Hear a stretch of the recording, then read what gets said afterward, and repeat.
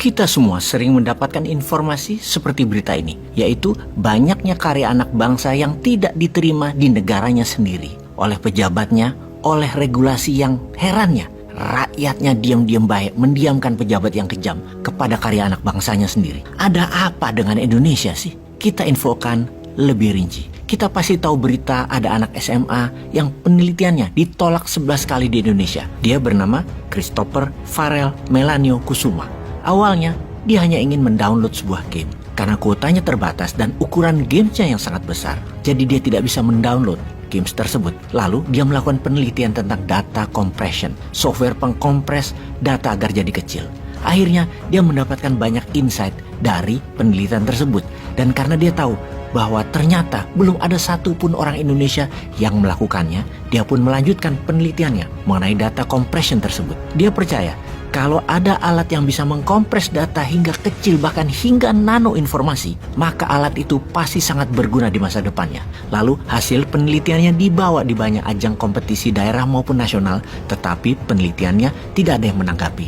Ditolak bahkan sampai 11 kali, tapi dia tidak menyerah. Hingga suatu hari dia melihat peluang di mana ada pengumuman di Google melalui media online tentang lomba penelitian, dan dia pun mengambil kesempatan mengajukan penelitiannya tersebut ke Google. Seminggu kemudian dia mendapatkan email dari Google kalau penelitiannya lolos dan mendapatkan sponsor dari Google, juga mendapatkan visa buat pergi ke kantor Google di Amerika untuk mempresentasikan algoritma temuannya tersebut. Tak disangka ternyata Google tertarik dengan penelitian anak tersebut, yang kemudian dia diajak kerjasama dengan Google dalam proyek selama satu semester 6 bulan dia di sana. Hasilnya, compressing data tersebut, sudah bukan Indonesia ini yang punya kekayaan intelektualnya, ngapain dipikirin. Kita lanjutkan lagi nasib anak jenius lainnya dari Indonesia yang ditolak banyak universitas di Indonesia, yang namanya Audrey Yu, berasal dari Surabaya.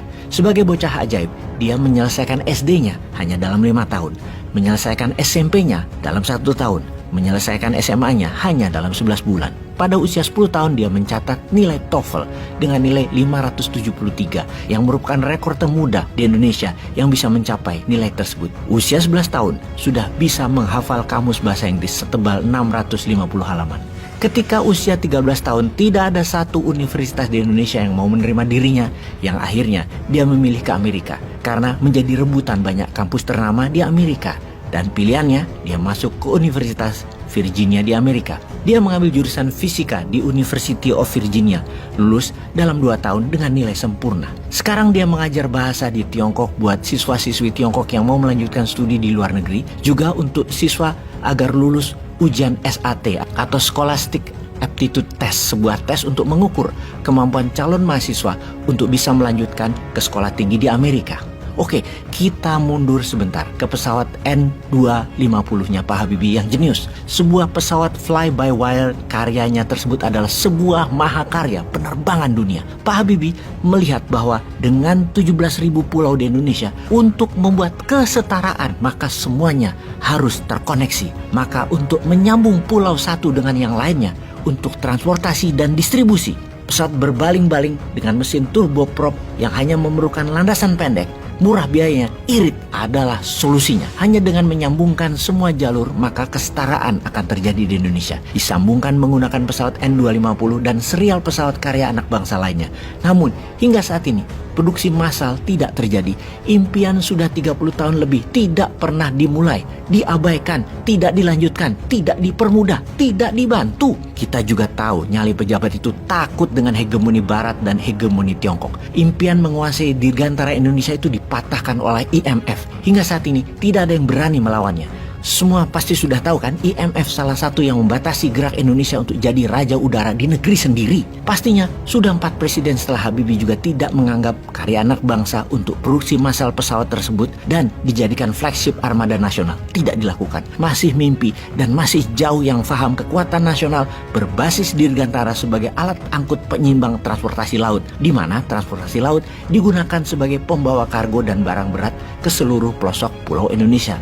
Dan transportasi udara untuk angkutan manusia dan dokumen adalah yang tercepat. Kita bertanya lagi, ada apa dengan Indonesia atas kekuasaan kedirgantaraan? Kok tidak dilanjutkan oleh kita sekarang? Nuhunumai.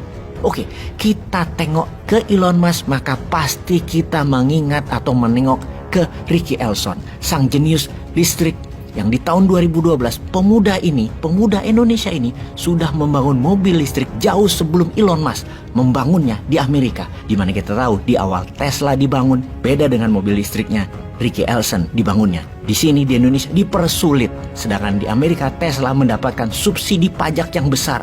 Bahkan ketika membangun pabrik baterainya dapat pinjaman lunak dari negara dengan jumlah hingga hampir 4 billion dolar.